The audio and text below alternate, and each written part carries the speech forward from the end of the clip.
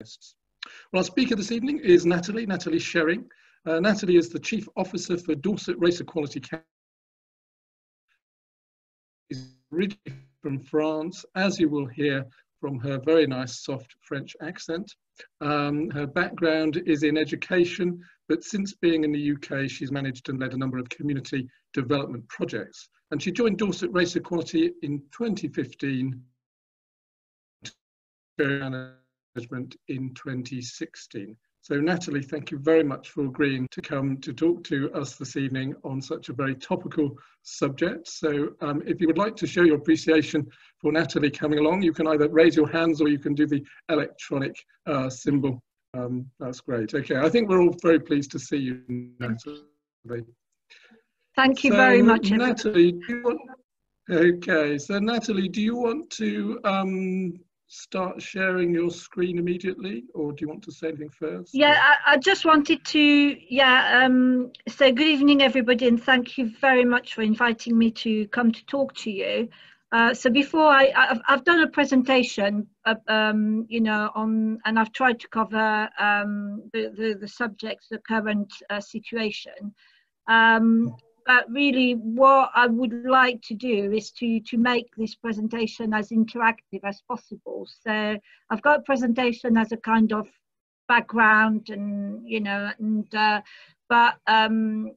you know, I'm quite happy for you to ask questions during the presentation, because obviously it takes you through different subjects. So you know, so I want it to be as informal as possible. So but yeah, so I'll just say, Nathalie, I'll just say how we're going to manage that then. So most people, I think, now are familiar with how to raise the sort of blue hand electronically. So if anyone would like to do that, I will unmute you. If you don't know how to do that, if you raise your hand, you may see your video doing that, but that's a bit hit and miss. You could, it would probably be safer to put a question in the chat. Try to use the chat fairly sparingly, because if we have a lot of conversation going on in the chat, it can be very distracting. So short comments and questions in the chat would be helpful. Thank you. Yeah, okay, thank you. So yes, so I'll share my screen now. I might have to change the setting. Yeah, you need to change the setting and give me the okay. Hold on a minute then. Sorry about that.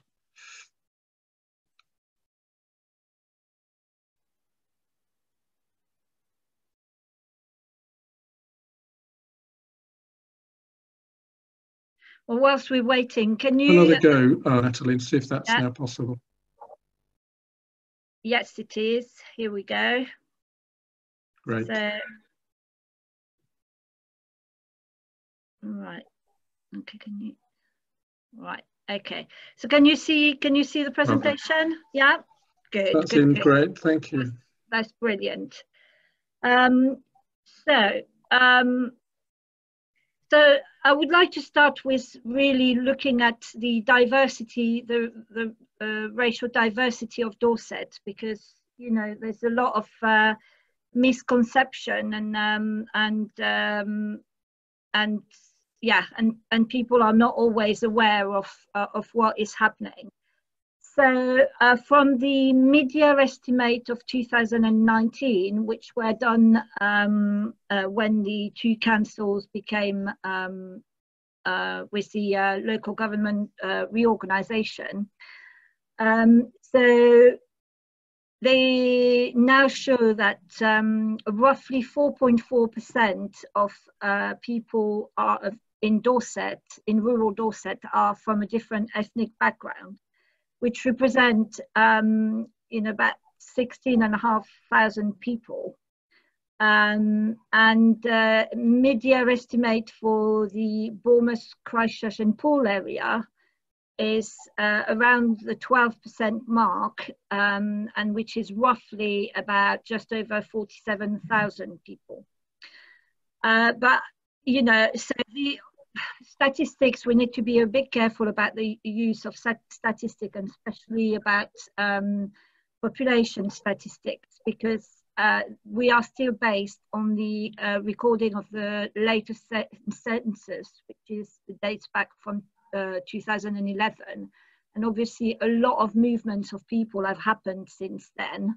And the figures have changed quite considerably, but that's why we're talking in terms of mid-year estimates. And there's wide differences within the county and within the different areas of Dorset. So, but this is at the moment, these are the official figures. And very often I hear people saying, oh, there's only 4.4% of people from different ethnic backgrounds in rural Dorset, which I always challenge by saying, you know, the only word is very detrimental, because if you say, oh, there's only 4.4%, it means that they're not very important, but it is still slightly under 17,000 people. So it is still definitely a significant amount of people. So, but I like challenging my partners, really. So after that, so I've done some, you know, throwing figures there. We're not going to go through all the figures, but just to show you how different it can be. Because in Dorset Council, so that's the different output areas in Dorset, and you can see that in Malcolm Regis, for example, so we go from 4.4% of BME people to 12%. So there's a big difference there. And you know, and you've got Sherborne West with 7%, you've got, you know, Dorchester, Poundbury with 6%, Blandford with 6%. So you've got quite a variety of different amount of people from different ethnic background. But when you look at all the different wards, you haven't got a ward that is 0%.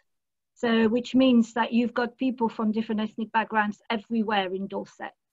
So we need to be a bit careful when we say that Dorset is not very diverse. For BCP, it's the same thing. So you've got, you know, the ward in Boscombe represent over 30% of people from different ethnic background, when the national average is at 18%. So it's almost double the national average in the area of Boscombe. And you know, so you've got you've also got, you know, Springbourne, you've got Queen's Park as well, you've got Winton East, you know, so it's quite interesting to look at those particular statistics when you look at the diversity of Dorset. So that was just a brief introduction on the figures.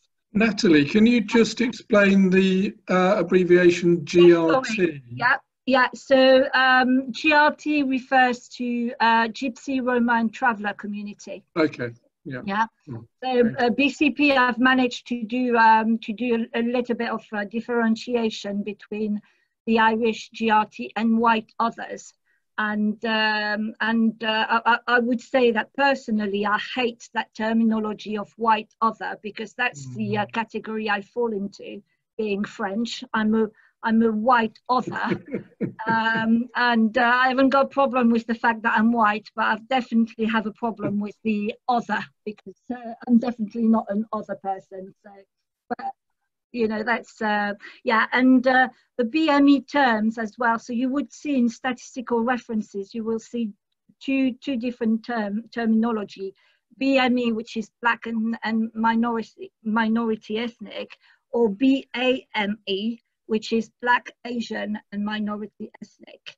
So they're labels that are you know, have been decided by the government, but a lot of people from different ethnic backgrounds don't like those labels, because there's a big difference whether you are a Polish person, or if you are an African person, or an Asian person. So, but it is a way of lumping everybody statistically into one one label really. So we prefer, although it's a lot longer to say, people prefer being referred to as people from different ethnic backgrounds. But you will hear some people saying, "Are you a BAME?"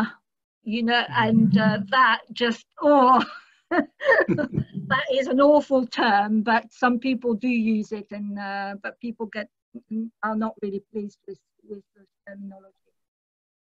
I'm going to try to. I've put our community directory here on our website. I hope it's going to come up. I'm not sure it is, but it seems to work.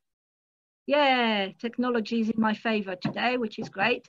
So on our website, you will find the community directory here, which is basically a list of community groups that we work on with on a regular basis. So we've got about 36 groups. And they Natalie, at the moment, I think we're still seeing your PowerPoint rather than the website. You're not seeing the if you may need to just click on the website on your screen. It may then show on ours. I am on the website, so but you're not seeing it, so it doesn't matter. So basically, I'll just tell you. So the technology hasn't worked, so never mind. So we have a directory on our website that you can access yourself, and it is a directory of all the structured community groups that we work with on a regular basis, and they are, I think, they are about 38 different groups. So these are community groups of volunteers that are structured and that meet on a regular basis, and they do a lot of activities and etc. So you've got a group called Unity and Vision, you've got Nis and Nashim, you've got all sorts of different community, the Dorchester Islamic Centre, etc., etc. And if you want to contact any of those groups, you can go onto our website, because it's always updated, and people have given the consent for them to be on our website. So and anybody can approach them. So that's the way of doing it. So I'll explain a bit later afterwards how we work with people. So Dorset Race Equality Council. So we're an independent race equality charity. We're based in Boscombe, but we cover the whole of Dorset. And we've been in existence for 20 years. And, I know I'm biased, but I'm going to say that we're doing a great job in Dorset. So our mission is to support individuals and community in challenging racism, celebrating diversity, and promoting equality of opportunity for all in Bournemouth, Dorset and Poole. Natalie, can I just interject briefly? Sally has asked a question, which group would Jewish people born in Britain fall into according to the classifications? Yeah, they would be, they wouldn't be an ethnic group, they would be a religious group, but they're still under our remit, because our remit is racial and religious. So all the faith groups, we would support people from the Jewish faith. So they're not classified as, although I think in terms of the, would have to, let me try to say, no, they don't figure in the Jewish faith would only come under the religion aspect. It wouldn't come under the ethnicity. So yeah. So in terms of the aims, we've got 3 main aims, but I will develop those afterwards. So I'm not going to go through that yet. So the first one is to ensuring that ethnic minorities, individuals, community in Dorset feel empowered to challenge racism and discrimination and have access to support and information. So what does it mean? It means that we hold a caseload of individuals who come to us because they feel they've been discriminated because of their race or because of their religion, and they need some support to be able to know what to do. So these are data from the previous year, but in terms of where do we find cases of discrimination, you can see that we have a wide range of areas where racial or religious discrimination happens. So it can be in education, housing, crime and justice, which represents essentially complaints against the police, in employment, and you know, a little bit in health and benefits and consumer contracts. Mainly our main areas are education, housing, employment. This year is the same pattern.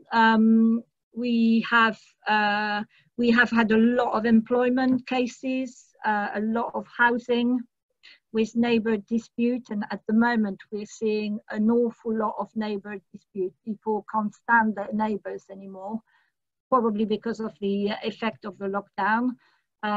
But the tolerance of people have really diminished, and we're seeing a lot of neighbour dispute.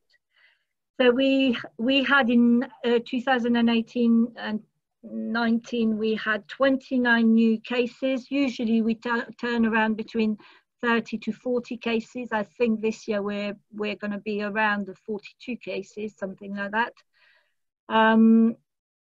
But that gives you a little bit of breakdown. Really, most of our cases come from the Bournemouth and Poole area, because this is where it's mostly you know, populated dense. So that's what our cases look like. We also what is called a third-party reporting centre. So a third-party reporting centre is basically a safe place where people can come to report any kind of hate crime or hate incidents. So we a member, I don't know if you've heard, but we have a collective called Prejudice Free Dorset, and it is a partnership of local agencies that come together to commit to reducing prejudice in Dorset, not necessarily just racial and religious, but all kinds of prejudice in terms of the protected characteristics. And we have reporting centres, third-party reporting centre, and as I said, they are a safe place for people to come and report, because people don't necessarily want to go to the police straight away, and especially people from different ethnic backgrounds do not have usually a really good perception of the police force. And basically for them, you do not approach the police, because if you approach the police, it means that you're in big trouble. So they are very reluctant to report to the police, so they can come to report to us, and we report in terms to the police and deal with their case. And we have every year we have a big conference with Prejudice Free Conference, and the last one was on the 15th of October. Unfortunately, this year we won't be able to have it because it's usually in October, but it takes quite a long time to organise. So the next one will be in 2021, and it's a conference that is open to all. It is not an agency-led conference. It's a community-led conference. So we also have some targeted consultation groups. So we run what we call the PME Police Consultation Group, which are usually quarterly meetings, and we look at pieces of practice or policies before the police implement them, and our members are able to give their views and raise their concern, and the police need to take part into that. We also have a Muslim contact group, which is also a consultation group, but particularly with the Muslim community, where we look at issues and how we can support the Muslim community at best in the area. So the first aim was about challenging prejudice and discrimination. The second aim is about promoting the celebration of the ethnic, cultural and religious diversity in Dorset, and to strengthen local ethnic minority organisations. So that's why we're saying those groups, those 38 groups that we have, we work very, very closely with them to provide them with some training, to help them to do their activities. We help them to run some projects. So it is really, really varied. And it can be from, you know, sometimes we've got individuals who come to us and we say, oh, we would like to do that, but we haven't got a clue about how to do it. Can you help us? And we would support them, but we don't do we don't do those activities for them. We do the activities with them, because it's all about empowering people to know how to run a project, how to develop an event, etc., and to increase the skills. So usually in a year we attend roughly 150 community events in Dorset. Especially during the summer, and there you've got a few of our various events that we've been to. So what have we got there? You've got the Dorset One World Festival, you've got the Gypsy, Romani and Traveller History Months, you've got multicultural picnics, you've got the Chinese New Year, that was a fashion show. So there's all sorts of different events. It can be talks, it can be, you know, dancing, it can be music. It's always based on food, music and dancing, and it is, you know, to bring people together. So we are doing more and more multicultural events, because it is about, you know, because discrimination happens at every level and in every group of societies.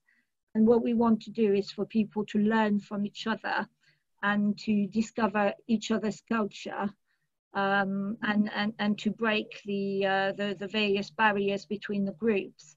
So with the situation, with the current situation, you know, and with the impact of COVID, we have seen that the divisions between the groups have increased. And there's been a tendency of wanting to blame another group. So, for example, you know, we've heard comments about, oh, what are the British doing on the beach? You know, the British people are so disobedient, and you know, and they're going to increase our risk of being affected by COVID. But you've got tensions between different groups. You know, the black people do this, and the Chinese people's fault. And so we've seen at the moment a lot of divisions between the groups and in our communities. So it is one of our priority to look at reassuring the communities and bringing people together. So that's what will come in the next few months. So as I've mentioned, how do we support community groups? So we support them with finding funding sources. We encourage them to report hate crimes, support with organising events. We do a lot of events organisation. We promote everybody's events and project. We support them in finding venues, in facilitating contacts, networking, partnership working, etc., etc. So it's, as I said, it's really, really varied, and you know, we never know what we're going to be involved in, because, as I say, sometimes somebody will phone us and say, oh, I've got that brilliant idea and I want to run that, or I want to do that in the community, but I haven't got a clue about how to do it. And you know, so it's we never know what's going to come next, really, which is really interesting. And it is really, really, really fun and really good, really, to work with all those different community groups. So the third aim is to work more with organisation this time, and it is to work towards making public, private and voluntary sector agency in Dorset So fully representative of and responsive to the ethnic, minority and cultural, religious diversity of the population. So it's working essentially with our statutory partners and voluntary organisation, and organising training, review of policies, review of equality impact assessment, challenging our statutory partners if they are not responsive, because the statutory partner have got a duty in terms of equality and diversity.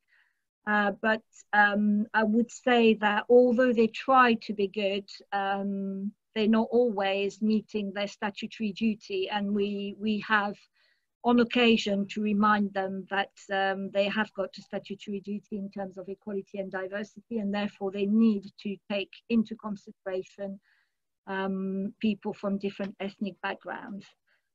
So there's quite a lot of challenge there, and quite a lot of training as well, and especially at the moment with all the Black Lives Matters issues. My time is just full of those kind of support. So we work with with lots of different organisations, the CCG, Help and Care, Dorset Police, the 2 councils, Intercom Trust, Community Action Network, you name it, all our different partners we work with, really. So and we try to involve as many agencies as possible into embedding equality and diversity in their organisation. And as I said, that's the type of things that we do. So deliver training sessions on unconscious bias, how to deal with discrimination, conduct equality and diversity audit, checking policies. We also organise on behalf of the councils, we organise equality and diversity forums, which are opportunities for statutory, voluntary and community members to come together and to challenge the statutory organisations in terms of their services.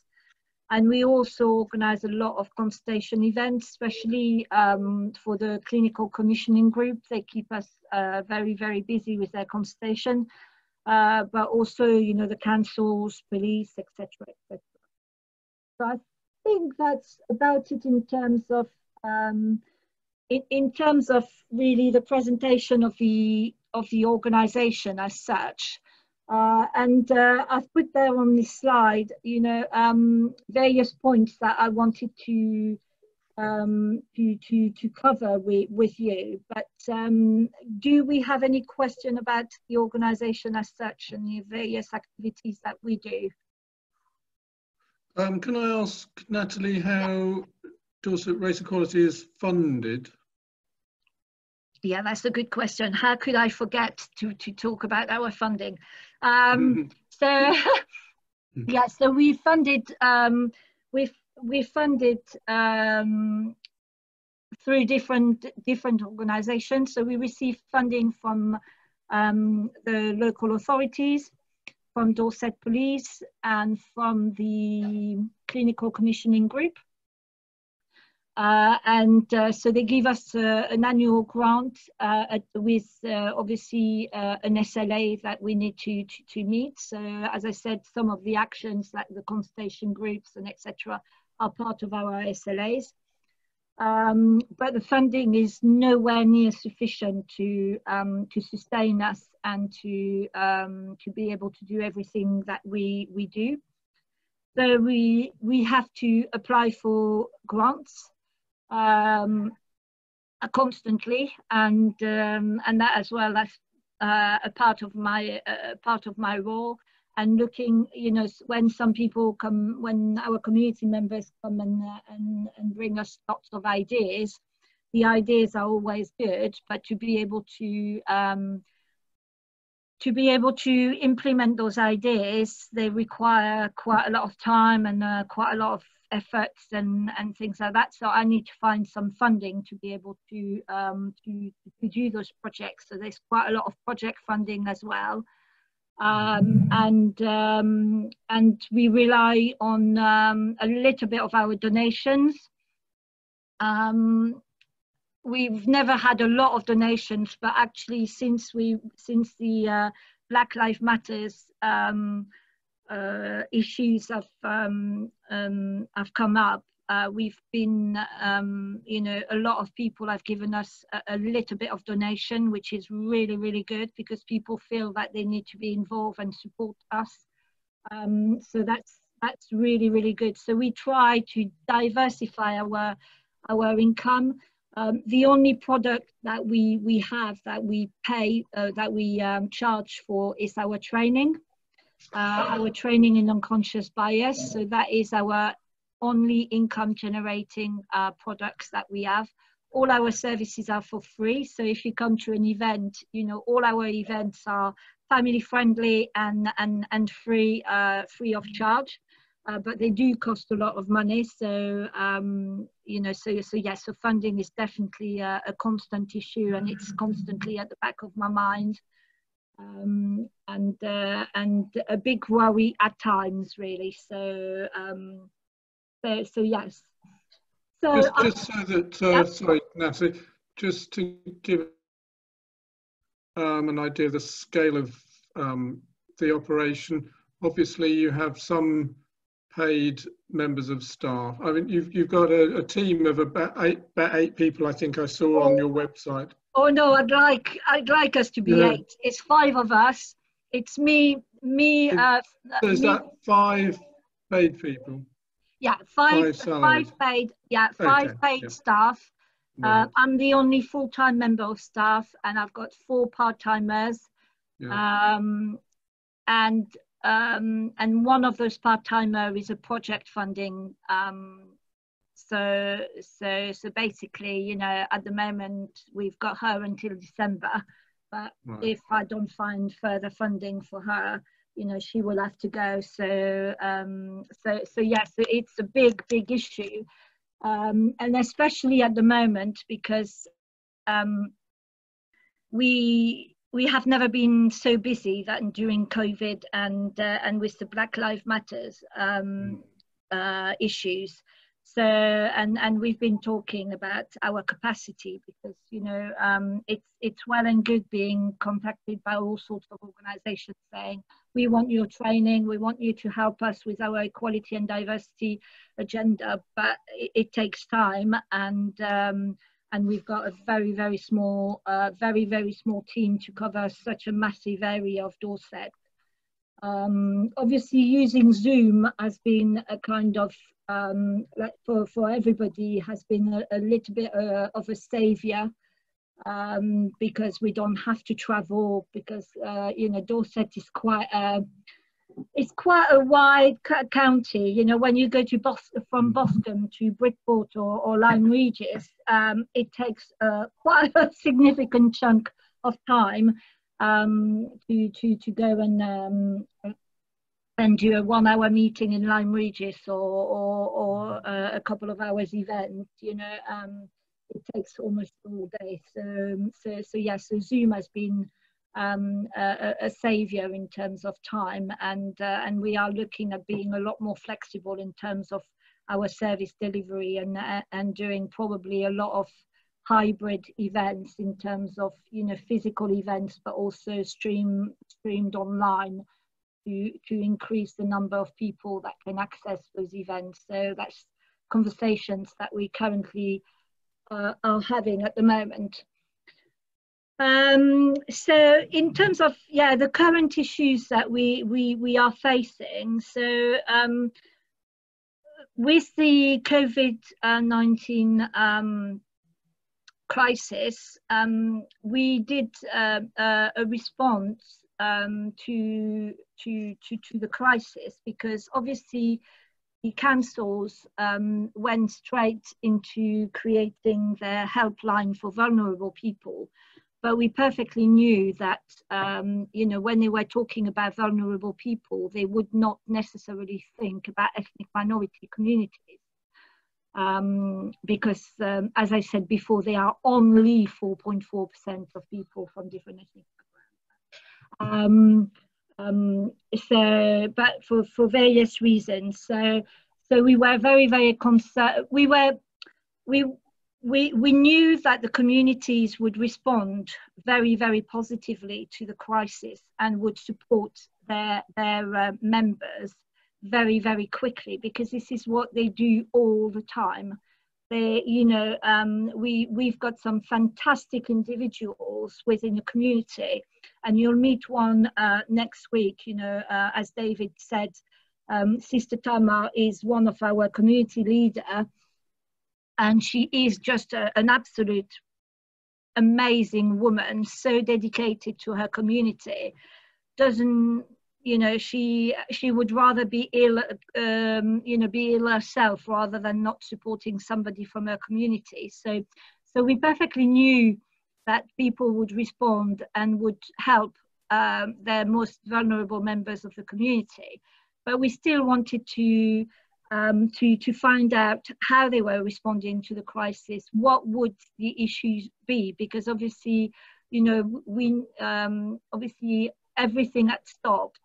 And we knew that a lot of people from different ethnic backgrounds have got very small businesses, for example. So that had to stop, with no income and not necessarily knowing how to access help, etc. Homeschooling was a big issue, because obviously we do have quite a lot of families who don't speak a really good level of English. Therefore, homeschooling their children was a no-no without any kind of support. So there were some areas where we were quite concerned. And obviously, we all know that people from different ethnic backgrounds have been disproportionately affected by the virus, and a lot of them have died from the virus, because a lot of them are in position of key workers, but also because of inequalities of access and certain employment inequalities.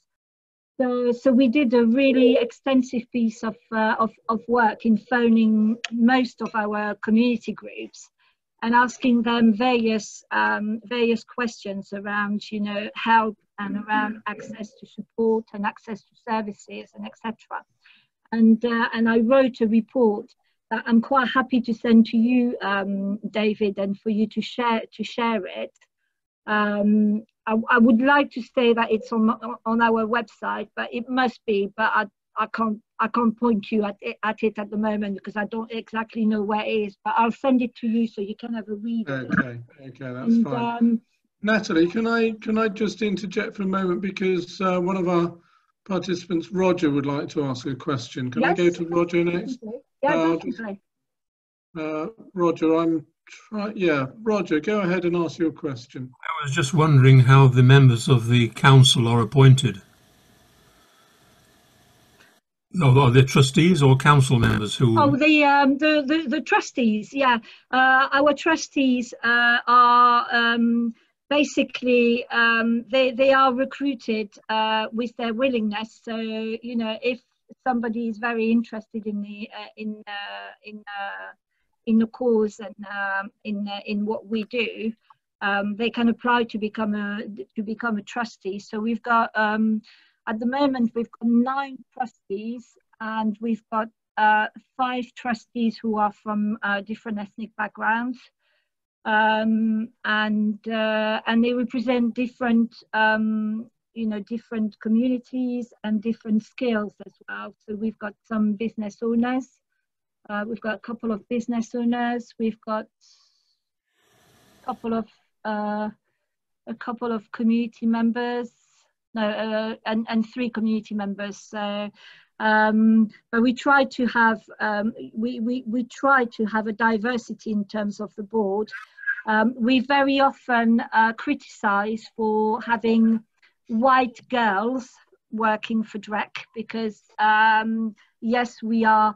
So I'm sometimes I'm quite flattered to be referred as a white girl, but sometimes I get really annoyed, because I think it is very discriminatory to refer to us as white girls. Because yes, we are we are white girls, as people say, but we, you know, I've got a Polish lady working for me. Myself, I'm from France. Actually, I've got another French person working for me, and we've got a member of staff who is married to a Mexican person. So I was more interested in the members of the council itself. So the trustees, yeah. So basically, when we have vacancies, our trustees are volunteers. So we recruit volunteers through our own networks, and also through organisation like the Volunteer Centre in Dorset, or how are they appointed? Who appoints them? Usually other trustees. So they have to make an application for, you know, for to show their interest and their skills, and then they have a kind of informal interviews with the chair, and sometimes myself, but not they don't always involve me, and yeah, and that's the way they are appointed. Yeah. Mm-hmm. Yeah, and we do have vacancies on a regular basis. We have just recruited some very good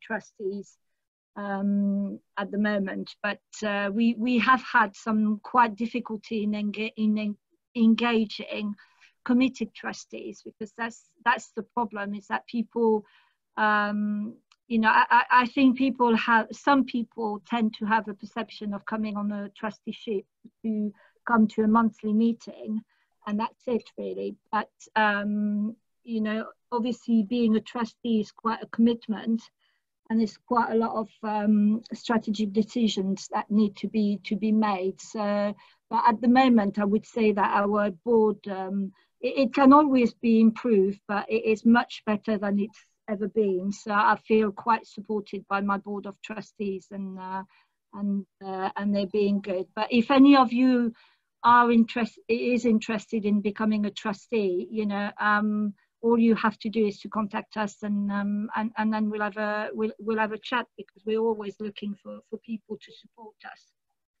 So yes, so the report, going back to the COVID-19 report, it is really I've heard some terms like upsetting, uplifting, etc., because it just shows exactly the reality of things, and that you know, and I'm making at the end of the report a lot of recommendation for our statutory partners to take into consideration, maybe in the terms of another crisis or a second phase of COVID, if unfortunately we happen to have a second phase, because unfortunately they have been, I would say, very reactive instead of proactive.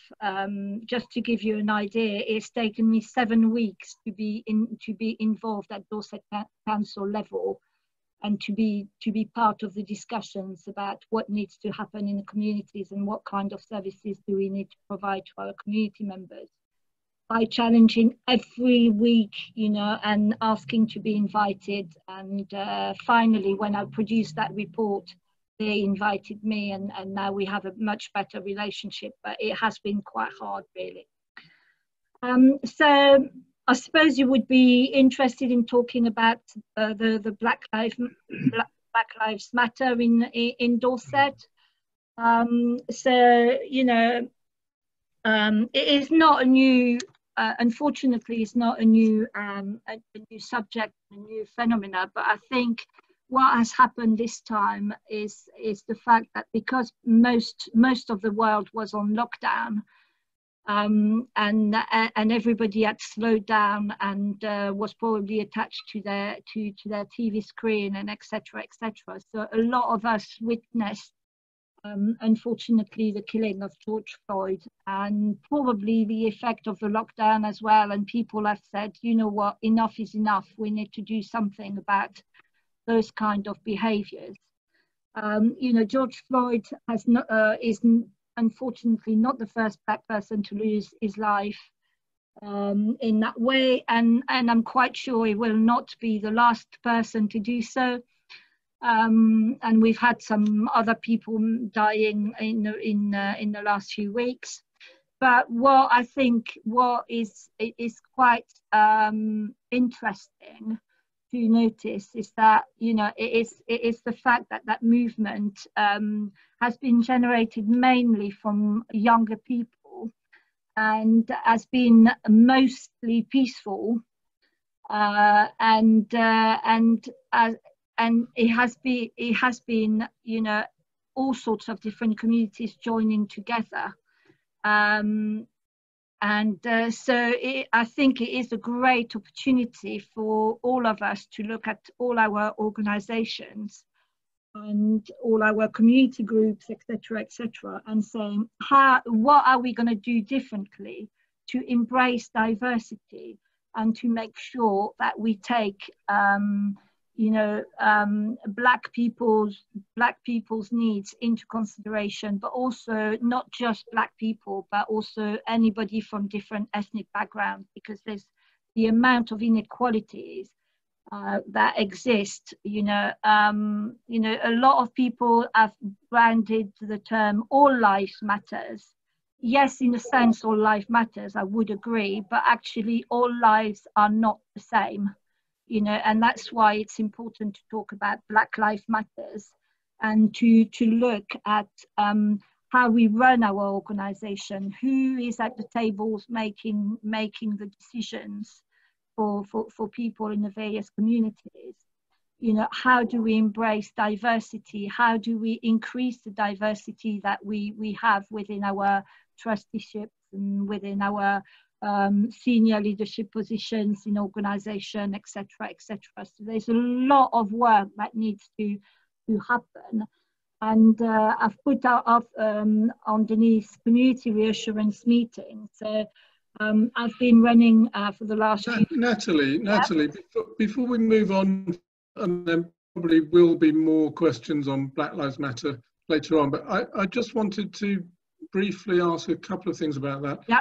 Would you, first question would be, would you make a distinction between the phrase Black Lives Matter or the slogan Black Lives Matter,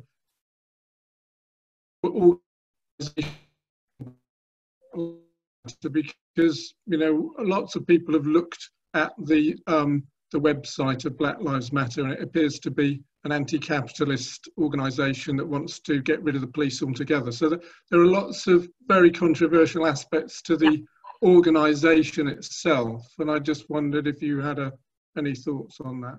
Yeah, and obviously, yes, I do agree, but because when you look at the Black Lives Matters website, as you said, it is an American website, and it is definitely about getting rid of the police force, and it is definitely an anti-capitalist movement, and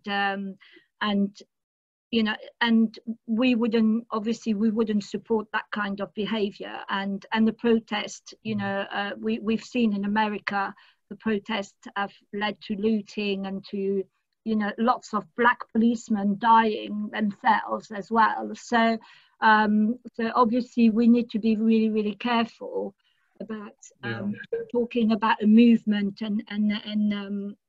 and supporting a particular movement. We have had a lot of the organisers of protest in Dorset coming to us to say, could you support us? And we said, yes, we would support you, but we will not join the protest, because a lot of them, because obviously, we wouldn't have, I didn't want to go and protest. I wrote some speeches that I was quite happy for them to read, but I was not willing to go and protest myself during the COVID period, during a lockdown situation, because we support people from Thailand, from China, from many other groups, and it would have been a little bit. I felt that it would have been a little bit hypocritical to ask some of the group to stay in lockdown and to follow the guidance and to go and break the guidance ourselves.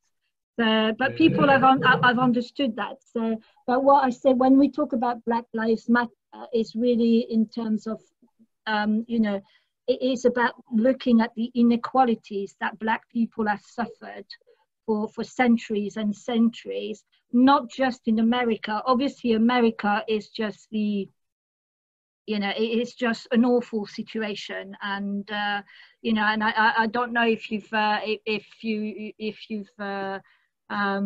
you know, looked into why, you know, why we have a situation like that, but you know, I would recommend looking at the documentary 13th, which is about the 13th Amendment of the American Constitution, and it's really, really interesting, and it talks about the criminalization of Black people in America, because the 13th Amendment is the amendment that abolished slavery, but there's a loophole in the amendment that says that, you know, slavery is still acceptable for criminals. So because of that loophole, a lot of ex-slave owners, you know, jumped on that loophole to criminalize all Black people or a majority of Black people in America. And the documentary shows that 97% of Black people in prison in America have never had a trial. You know, so they've been stopped in the street and sent to prison and forgotten in prison just because they're Black, really, basically. So but obviously, you know, we are in a complete different situation. You know, we do have the legislation, the Equality Act 2010, that protects, you know, one of the protected characteristics is race, and the other one is religion and belief. So, but it still happens within our society that Black people are considered as second-class citizens, and in everything that they do, and that they're not considered as, you know, important people or anything like that. So, you know, I had invited some of my community members to come and talk to you about their lived experience. But unfortunately, I don't know, none of them was available this evening. So, but it is quite interesting to hear them talking at, you know, the situation and the way that they've been educated, and the fact that, you know, none of the culture of the British colony is reflected in the curriculum. So it is a very wide curriculum. So obviously, when you're a person from a different background, you know, you've got no relevance whatsoever, and you don't know, you know, and young people don't know where they come from and the history and everything like that. And it's never, so it is all those kind of issues that are there to reinforce the inequalities and the feelings of being, you know, a lesser human, but just because you're Black. You know, we've had examples of you know, for example, a lady from our community was saying that she's a care assistant in a local care home, and she's been working in that care home for about 30 years, and she's, you know, she said she's never had massive issues, but during the COVID crisis, she was the only one who was cleaning the bodies, you know, and even when she was not on shift, you know, her colleagues were waiting for her next shift for the body to be cleaned, you know, because obviously she was the Black person, so she could she could do that. So it's things like that. It's sometimes it's very subtle, but it does exist throughout our organization. So our role is really to work with organization to say, you know, how do you consider people from different ethnic minorities' needs? into your organization, and what are the changes? What changes are you going to do? Because I think it is definitely a time for change, and we need to take this unfortunate opportunity to create something good out of it, and to encourage people to talk about racism. You know, people are usually very, very scared about talking racism, and you know, and I meet a lot of people in Dorset who, when I talk about racism, and they say, oh, come on, don't tell me that racism still exists, maybe in the 60s and 70s, but racism doesn't exist anymore. And you know, and I say, what? Come on, open your eyes. It is in front of us on a daily basis. You know, our community members are at the receiving end of racism all the time. So, but I think we really need, you know, and I want people to talk about it, because that's the only way that we're going to make a change. And because if it's brushed under the carpet, and if we say, oh, no, it doesn't exist in our country, you know, there's only 4.4% people from different ethnic minority backgrounds, it doesn't exist. You know, we will have those kind of behavior time and time again. So I think it is time for a change, and it is time to challenge people. And it is time to ask ourselves a lot of questions and say, as an individual, what can I do as an individual? Because, you know, it is not just our responsibility at Dorset Race Equality Council. It is not the council's responsibilities. It is not managers' responsibilities. It's all of us individuals' responsibilities to be really aware of those issues. And if we realise that somebody is treated less favourably, to be there to support them and to challenge the behaviour. Or if we hear a comment, you know, or if we hear somebody, you know, being prejudiced to another member of the community, to be courageous enough to have those difficult conversations. And it is not, you know, obviously it is not something that is going to happen overnight. And it is something that is quite sensitive and quite difficult to handle. But I think as a collective, if we become more courageous, and if we all, or most of us, if we all agree to look at ourselves and to educate ourselves in terms of where all that comes from, you know, and obviously at the moment there's loads of films and books and programs that are related to the issue, so it's quite easy to educate yourself. But it is about asking ourselves those questions. It is about talking together to say, how come as a collective we make a difference? How can we change what we've done? Because obviously, if we continue doing what we've always done, we'll always have the same results. So I think it is time to. It is a good opportunity to have those conversations. And as I've put there, and I was mentioning, you know, I've been organising some community reassurance meetings, which are basically, you know, just an opportunity for people to come and express their fears, their anger, their frustrations, and to have discussions around the Black Lives Matters issues and around the current events, and saying, what can we do? How can we make a difference as an individual or as an organisation? And they've been very, very successful. And one outcome of one of the first meetings that I organised was I was tasked by community members to write to all the chief executive and people in charge of organisation within Dorset to ask them what they're going to do differently in their organisation. So that's something that I'm working on, and I know that it is going to be quite challenging, and I know it's going to be quite difficult for certain organisations, and I'm probably sure that I'm going to make even more enemies that I currently have. But you know, I think it is time for me to ask that question and to be brave enough to say enough is enough. What are you going to do? And stop talking about it. Just do some actions in your organisation, and how can we help you in your organisation to change things?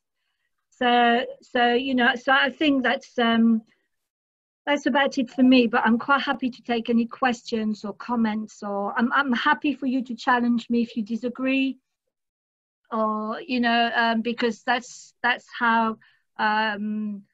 You know, that's how we can have a really fruitful discussions. If you know, I don't be shy. I can take it. I can tell you. Okay, that's great. Thank you very much. I'll stop sharing so I can see everybody. Yes, if you stop sharing, and I sort of unspotlight you so that we can see everyone on the screen. Yeah. That would be great. Just see if I can do that. I think I can do it. Cancel the spotlight. Here we are. Can you do it? I've done it, I think, but I can't see everything. I think you are on spotlight now.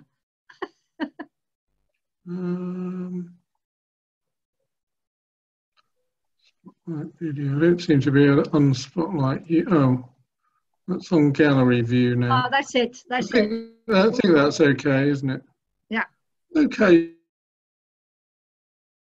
So yes. So Nathalie, thank you very much. It's given us a real. Yeah. Okay. So Richard's put his hand up. Richard, let me just unmute you. Richard is in Cardiff, by the way. Yeah, not in Dorset. Yeah, Richard. Richard, go ahead. I was going to actually, yeah, thanks very much for the talk, Nathalie. I was just going to ask you, because I'm probably, you know, I'm a reasonable age now, and this has been an issue ever since I was a teenager back in the 1970s. And, you know, some things, like a lot of issues with minorities, some things seem to have changed for the better. Other things sort of seem to stay just the same. Every time I just think, what, you know, I've been listening to this for 40 years now.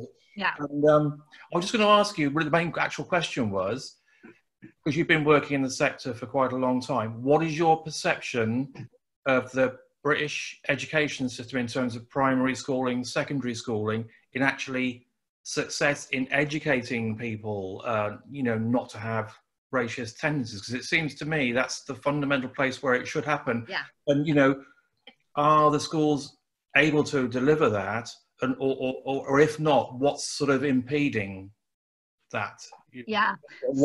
So yeah, that's a very, very good question, Richard. And I should have mentioned that, you know, I did briefly allude it to, but I think education is the key to everything. And I would say that, you know, the education of our children and young people is very, very poor in terms of in terms of supporting children into making decisions and into being tolerant and everything like that. And you know, and I've had head teacher telling me, you know what, Nathalie, until I keep being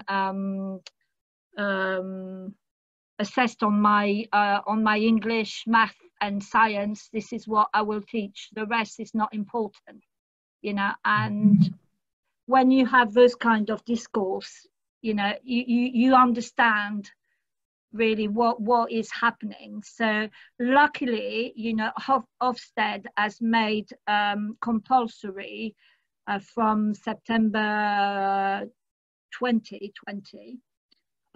From this September, there's a new curriculum in terms of the PSHE curriculum, looking at multiculturalism and looking at doing more activities and helping people's relationships between different groups and everything like that. So we hope that we'll be able to work more in collaboration with certain schools. The fact that the schools have become academies as well has not you know, for certain school, he has been a little bit of a hindrance, because before we could go to the local authorities and working through the local authorities to kind of put a little bit of pressure on the schools, but now they have lost that kind of control. So it is even more difficult. So, but there's a lot of, at the moment, there's a lot of review in terms of the curriculum, and there's a lot of pressure groups from different ethnic groups that want to look at a complete review of the curriculum, to look at at colonialism and where people come from, and the power of the UK compared to other of its colonies, its ex-colonies. But it's not necessarily just the UK, because obviously I've said I'm French, and it's been exactly the same way in France. In France, it's the same thing, that obviously France has brought a lot of labour from its colonies in the 60s and 70s because of labour shortage. And it is the same thing. People coming from Algeria and Morocco in France are treated very, very badly, I would say. So it is the issue of I think about being seen as an empire, or being seen as or we've colonized countries, so therefore those countries are lesser, and those people are second-class citizens.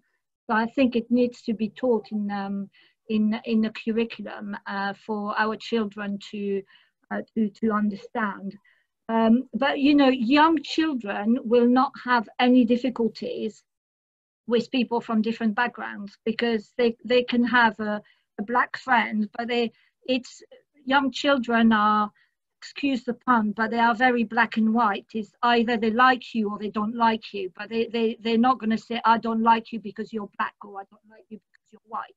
They like you or they don't like you for a certain thing. So young children don't necessarily see the colour, and it's not it is not a major issue at the young age, but it is really, it starts becoming an issue when children start being able to reason a little bit more, and when they start about 7, 8 years old onwards, and they have accumulated certain levels of beliefs from their parents, from the news, from their environment, and they've accumulated certain beliefs that are really inaccurate and that are very detrimental. And and a lot of them, when they are very young, they would just say something completely discriminatory without understanding exactly the impact and the message that they're doing.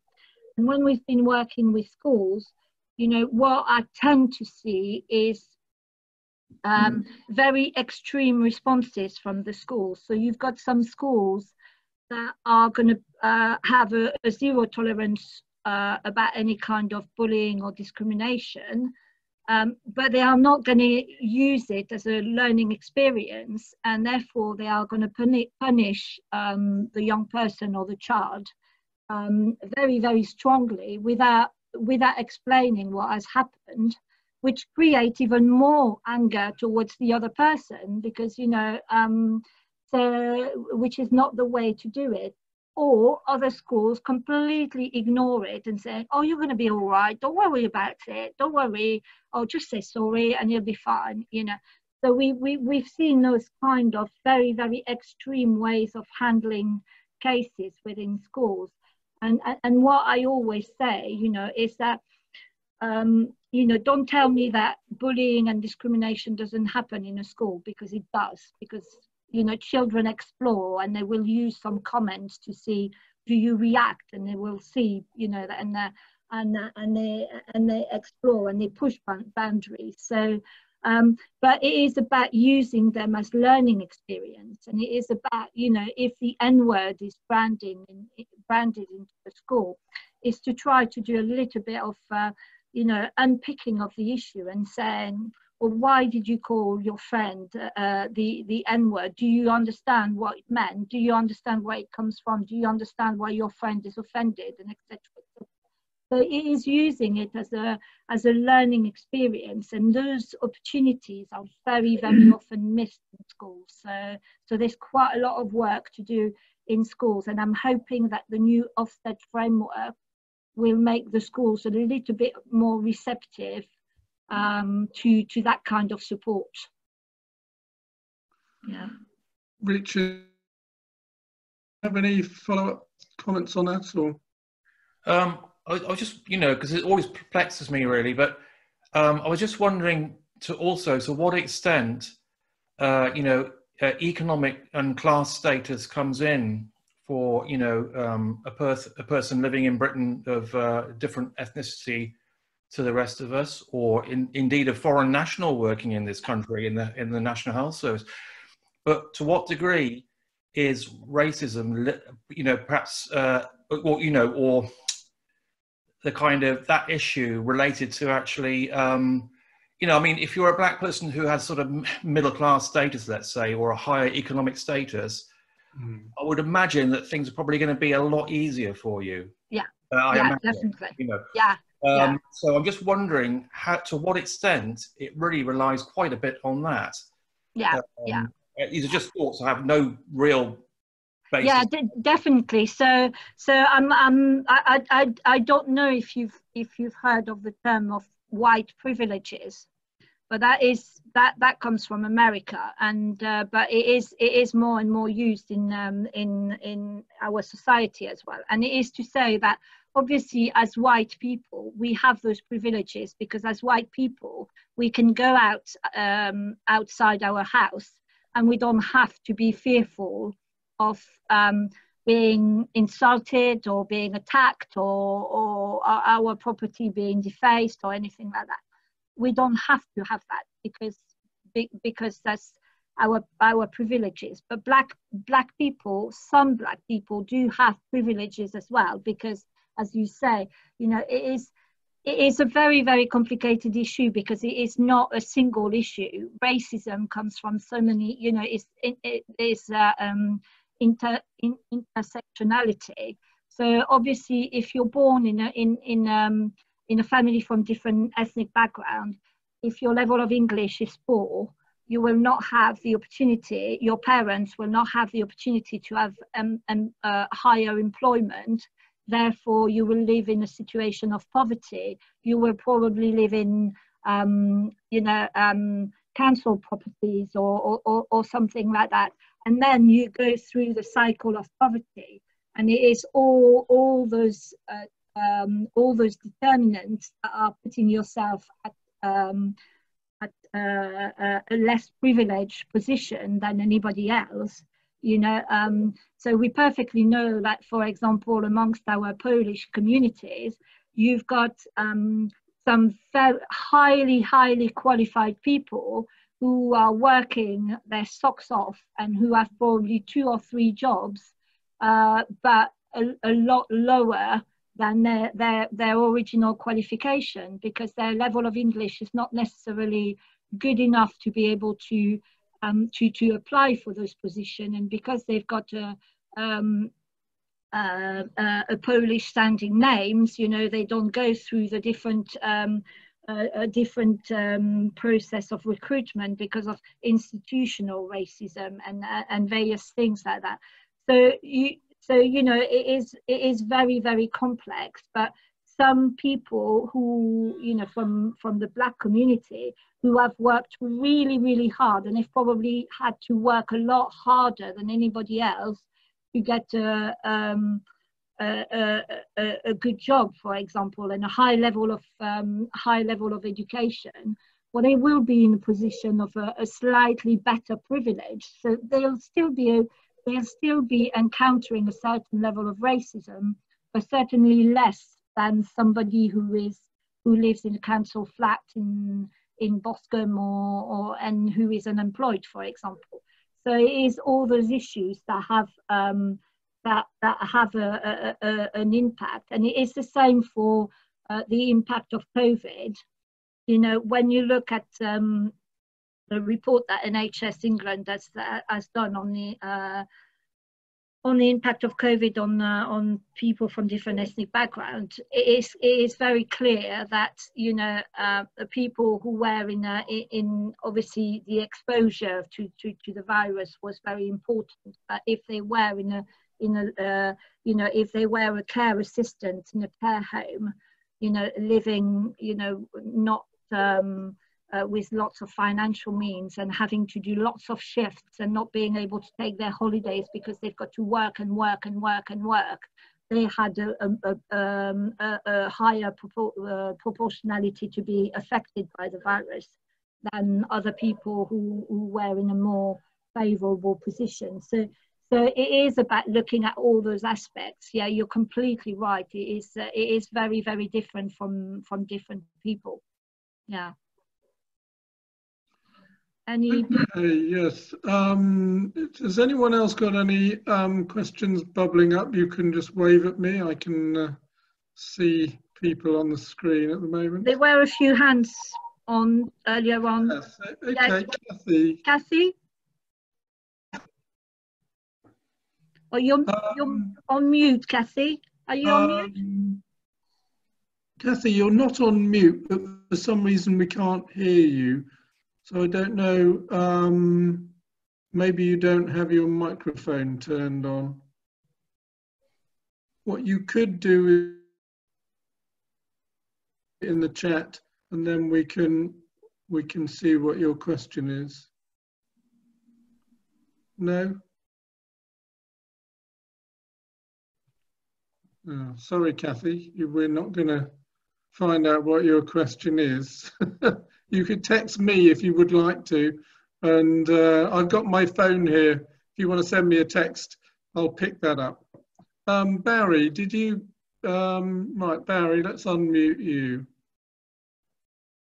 Yeah, go ahead, Barry. Yes, hello. Thank you very much for that talk. It was very, very interesting. I had no idea there was all this activity so locally. The second thing I want to say, I just want to endorse your recommendation of the documentary 13. It was immensely powerful, even harrowing, and I think essential viewing to understand what's happening, mainly in America, but partly elsewhere. But my question is, why do you think there has been an upsurge of racist behavior on the back of lockdown for COVID? Do you have a view? Obviously, it's just assumptions at the moment, but I think, you know, obviously people have been more at home, and people have been, you know, have been suffering from the kind of lockdown fatigue, and some people, and yeah, people's tolerance have been diminished. And it is very, very easy when you have something to say about your neighbour, and when your neighbour is somebody from a different ethnic background, to use that against them. So I think that's probably why we are experiencing a surge in neighbour dispute, because it is about you know, fairly petty things like you know, too much noise or children playing or something like that. But it is the fact that people feel free to use the protected characteristics to say, oh, you're African, or you don't belong here, or go back to your own country or something like that. So I think there's that kind of, you know, the bubble has exploded, really, I think. Yeah, Barry? Yeah. You're on mute. Barry, you're on mute. You may need to unmute yourself. Yeah. Oh. Yeah, got it. That's it. That's it. Yes. What bothers me a lot, having grown up in a country where racism was institutional in the extreme, that's South Africa, and witnessing it elsewhere, is that the observation that whenever there's a stressor in society, be it economic or disease or almost anything, a threat from outside, warfare, racism creeps out again. It seems to be endemic in our minds. Yeah, no, you're right. You're right. And it's not something that's ever cured.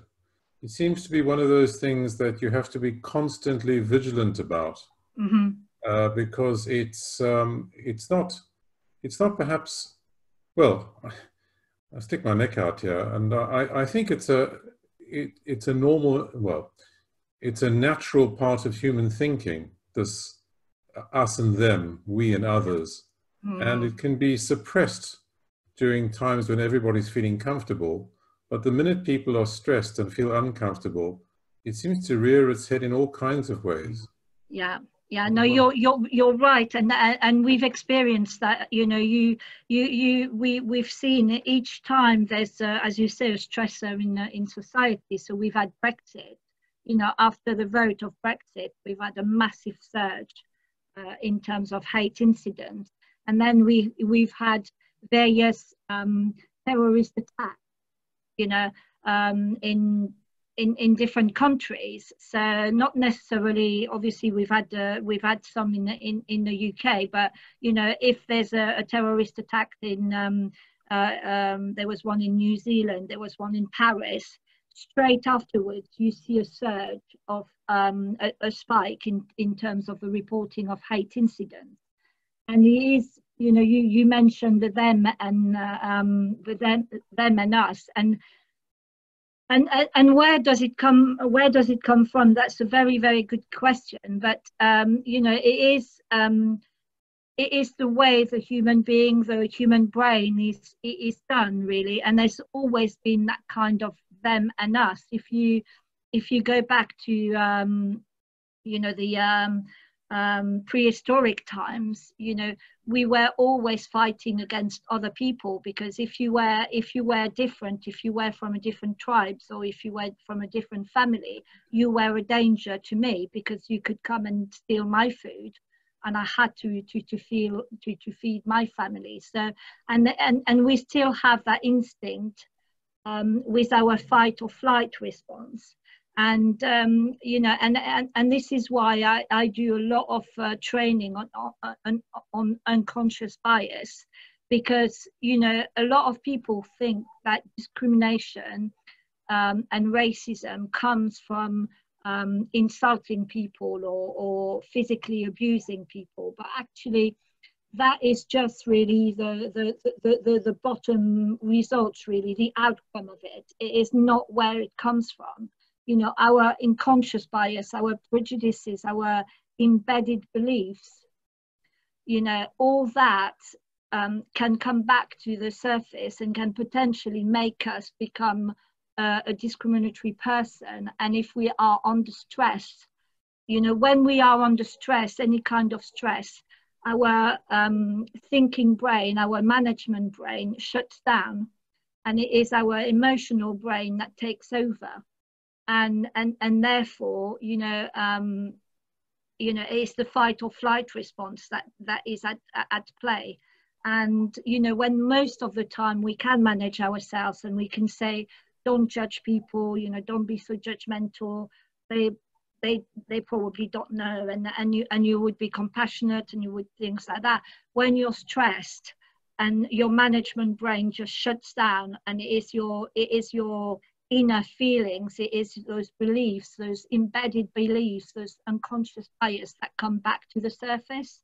So automatically, if you've been told all your life, you know, like for example, that Muslims are bad people, you know, if it's a message that you've had that repeated constantly in your childhood or in your upbringing by your parents, your grandparents, your neighbors, etc., and then you see that, you know, as you grow up and suddenly there's a spike of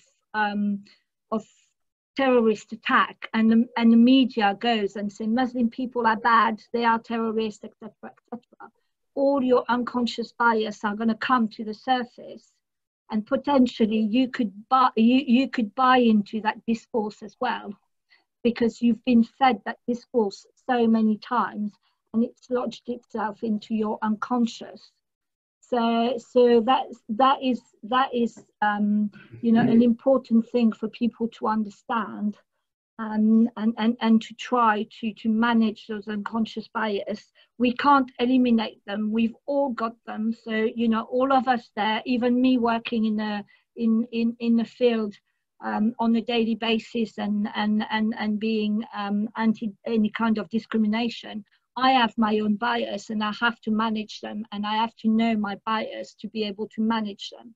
So that's why, you know, I'm pushing quite a lot my training, and it is really, really interesting because it comes from our brain, and you know, so it is, you know, a lot of people can't understand, but it is probably the reason why, and obviously, you know, we will know more as science progresses and as we understand a lot better how human being functions. But it is the unconscious bias is definitely a big determinant of whether we can be discriminatory or not.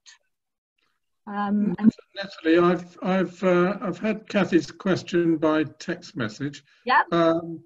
Kathy was a primary school teacher, had a career in primary school teaching, and she's basically making a comment, really, and you may want to comment back, in that talking to young children about racism was one, if she was able to also talk to parents. So maybe it's, I think what Kathy's getting at is that, you know, the home influence is very, very crucial. Definitely. I don't know how that can be tackled, really, in the sense from a school point of view. You can children, but, you know, how do you talk to parents? Yeah, I don't know if you've come across. No, definitely, and as I said, you know, it's what I was saying. It is the messages that we hear at home, because obviously, you know, that's the first port of call, really. And so it is to do some kind of training as well with parents, and some kind of bringing parents together and having those discussions. But you need to be, you know, the reason why it doesn't happen is because obviously schools are quite under a lot of pressure, and teachers have got a huge amount of things to do. But I remember, you know, before, quite a long time ago, I used to work in schools and doing, I was an extended services coordinator, which was working with families and engaging families from deprived communities. And my school was in Townsend, and I was the kind of link person to do some activities with the parents, to bring the parents into the school and to teach them how to behave and how to support their children's education. So that was a program that was really, really good. But unfortunately, you know, the government decided to get rid of the funding that was allocated to extended services. So it is more difficult for schools to do it. But I think it is that a different prong approach, because children will repeat. And if they don't understand, you know, you can explain as an educator, you can explain to them, but if constantly they hear those kind of messages, you know, they will be very confused, and they will use those terms on a regular basis. So it is really important that we encourage the school to work with the parents and with the children. But there's a lot of work to do, really, and it is crucial, and it is really important. But there's loads of barriers in a way. But hopefully, as I said, you know, we're in a period of time where people are a lot more aware and a lot more alert, and a lot of people are asking for change, and they are saying, I don't know what we need to do, but we need to change. How can we change? What do we need to do? And for the last 3 weeks, I've had constantly those conversations with people coming to coming to phone me and to say, you know, what can I do? How can I change? Because enough is enough. And you know, and the reason, you know, the most of the protests in Dorset have been organised by very, very young people. I've had young people from 13 and 15 organising protests, Black Lives Matter protests, in Bridport, you know, and in Blandford. And you say, wow, you know, 13, 15, and they want to organise a public protest because they are really, really keen, and they are fed up with being given half of the story, really, and given the education that is not the true picture of their history. So you know, so I think it is a great time for change, but we all Nathalie, can I just pick you up on this question of, I mean, my experience of history at school was very patchy. I mean, I remember learning about fossils, and I remember learning about, I don't know, the Industrial Revolution, say. I'm sure I learned lots of other things as well, but I don't think I ever had, at my school anyway, a kind of overview of British history which gave me a particularly sort of biased view of our nation's history. I'm a bit curious as to just where you're going with this, really. This idea that that, are you saying that people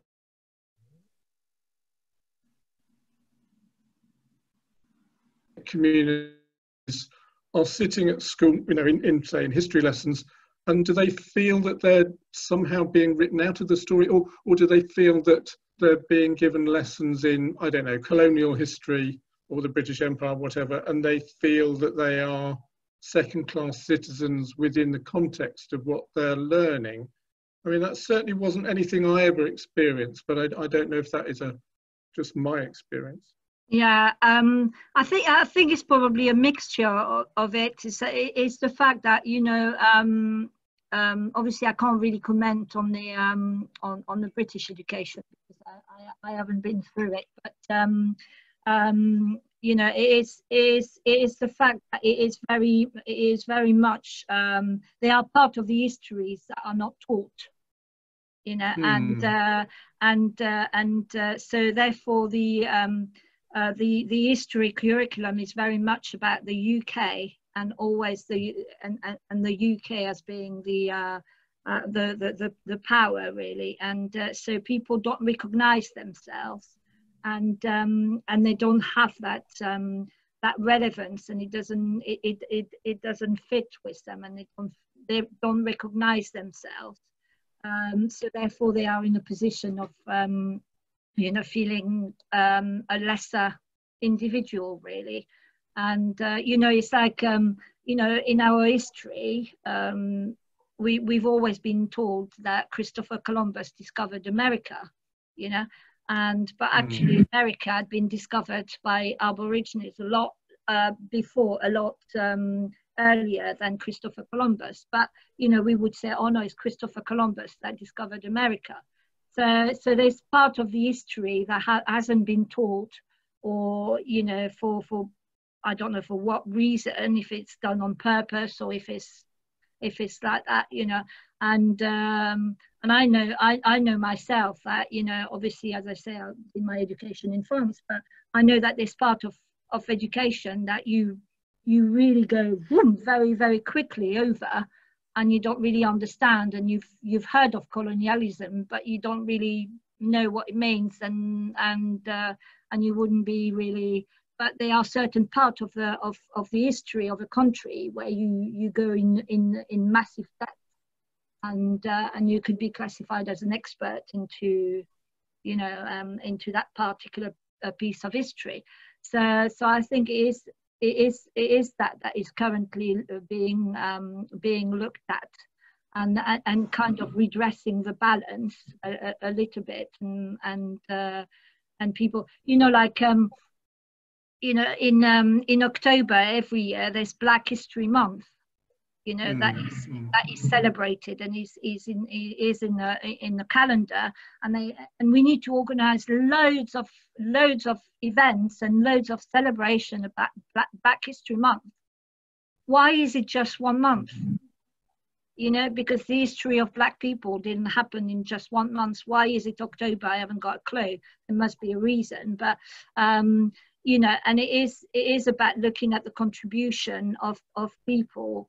And recognizing that, you know, we are a multicultural society and everybody contributes to a different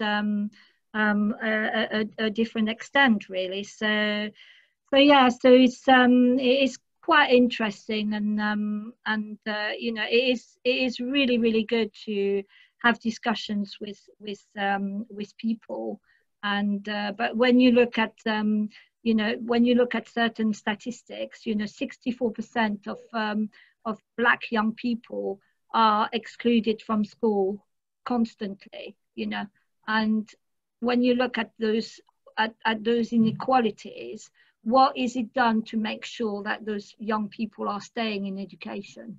You know, because automatically, you know, they come with a disadvantage if they don't follow their education because they're excluded.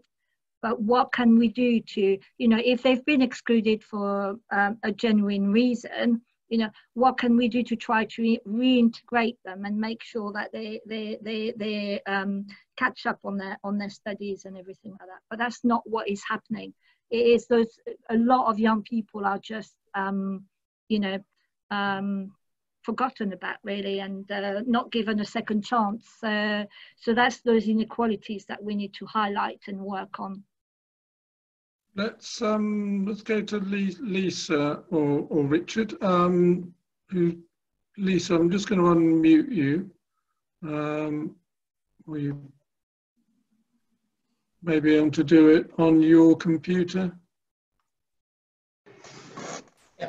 Oh, yeah. Thank you very much, Natalie. Go ahead, Lisa. Thank you. I was just thinking about what you were saying about people needing to have a framework of their origins when they were from other cultures and other races. And I was thinking that in an ideal world, what a wonderful opportunity that would be to actually bring in some really good geography lessons and some really interesting world history.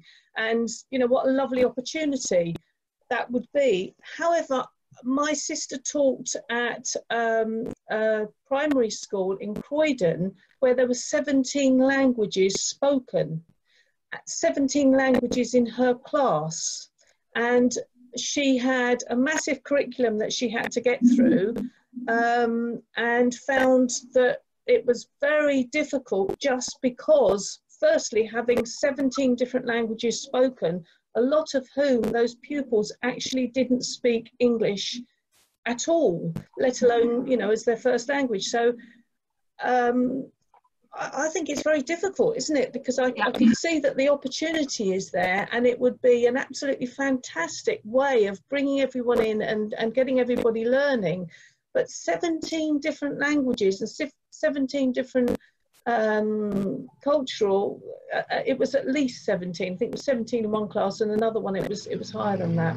Yeah, no, definitely. You know, I'm not saying that it's an easy task, and in some schools, you know, it must be a complete nightmare, because, as you say, you know, they've got to teach a certain curriculum that is quite fixed, really, and they've got a lot of requirements, and, you know, and Ofsted, there's so many, you know, I wish Ofsted was a little bit more flexible and understanding, but unfortunately, you know, this is what it is. So so it is really difficult to fit in the curriculum, and but also when you have a lot of diversity, it makes it even more complicated, because, you know, you've got the language barrier, but you've also got all the cultural differences as well to take into consideration. So yeah, it is. I'm not saying, you know, I don't want to put the blame on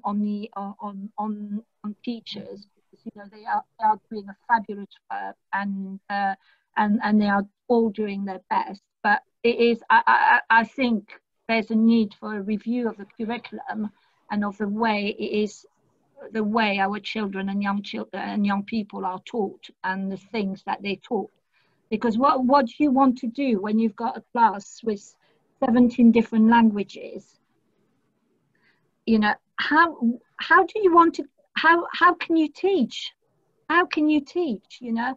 And I know myself, I started my career as a teacher in France. And, you know, and at the time, that was a very long time ago, but, you know, I had 40 young people. I was teaching at secondary level, and I had 40 young people who were completely disengaged with the education system in general. And there were times where it was impossible to teach, you know, and there were times that I knew that there was nothing I could do because they were not in the right frame of mind for me to teach, you know, and but you still have the requirement of the curriculum, and you need to do this and you need to do that, and it is really, really difficult. And in big cities where there's a huge amount of you know, multiculturalism, it's great in a sense, but it is not in another sense, because it makes things even more complicated. So I you know, I just wave my hat to your sister, because it must be really, really hard for her to be able to teach in those circumstances. But yeah. Okay, Natalie, we're just about coming up to where we would normally wind things up at 15:15. If you could say one or two things about your feelings about the future. So obviously there are lots of challenges. I'm wondering if there's any way in which you can end on an optimistic note for us. Of course. I am. You know me, you know me, David. I'm the eternal optimist. I wouldn't do that job if I wasn't. Yeah, that would be nice. But yeah, no, it is. You know, as I said, it is a great opportunity for us to create a change. And you know, Richard was saying that, you know, that kind of discourse has happened over the years, and on a regular basis, you know, racism comes back to the surface, and we talk a little bit about it, and boom, it goes back down, and everybody forgets about it, and then it starts again. But I think now the time is right to create those changes and to involve young people to create the change. So I'm really, really optimistic. And I think, you know, in Dorset, Dorset Race Equality Council, as I said, we are a charity, but we come, the name comes from the government in, I think it was back in 2004. Yeah, probably 2004, the government decided to have a race equality council in every region of the country. So you had a race equality council everywhere, and it was supported by government funding at the time. But obviously, you know, with government politics, it keeps changing, and you know, what was a good idea at one time was a really bad idea a few years afterwards. So they withdrew all their funding, and a lot of race equality council disappeared. But luckily, Dorset is still here, and despite going through a lot of difficulties with funding, we're still here, and we're still strong. And you know, and I'm definitely fighting for Dorset Race Equality Council to be well placed and to be well valued and recognised. So there's a potential of doing a lot of work together, but we will not, you know, Dorset Race Equality Council, there's 5 of us, and probably, you know, part-timers, if I say 2 or 3 of us really, we'll never be able to do it on our own. And it is about spreading the word and engaging people to support us, and to work and to spread to talk the same language, and to try to engage. So, you know, so one of my my plea today, I asked permission from David, but one of my plea today is that, you know, if you're interested in the agenda, and I think some of you might be, you know, if you want to become a member of Dorset Race Equality Council, membership is free.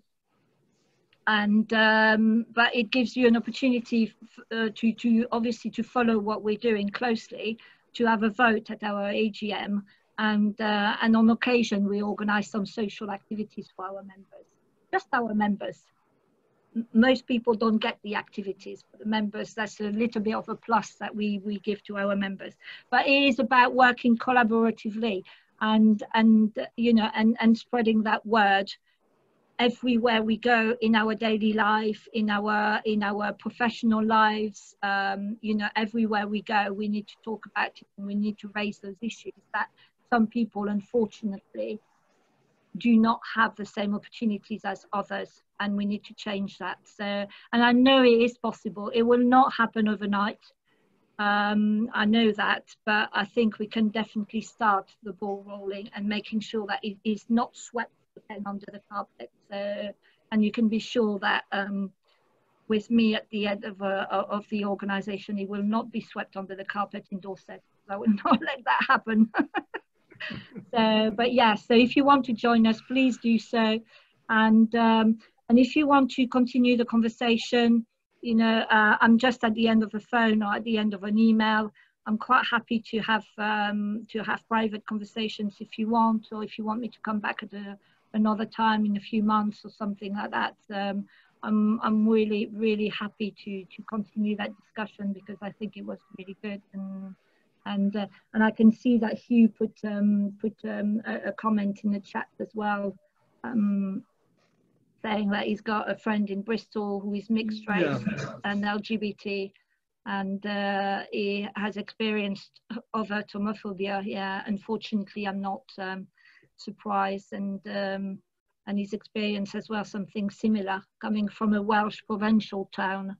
Yeah, and I'm sure we can find some relevance, all of us, with the subject. So just wanted to say a huge thank you for inviting me, and let's keep the discussion going. Thank you, Nathalie.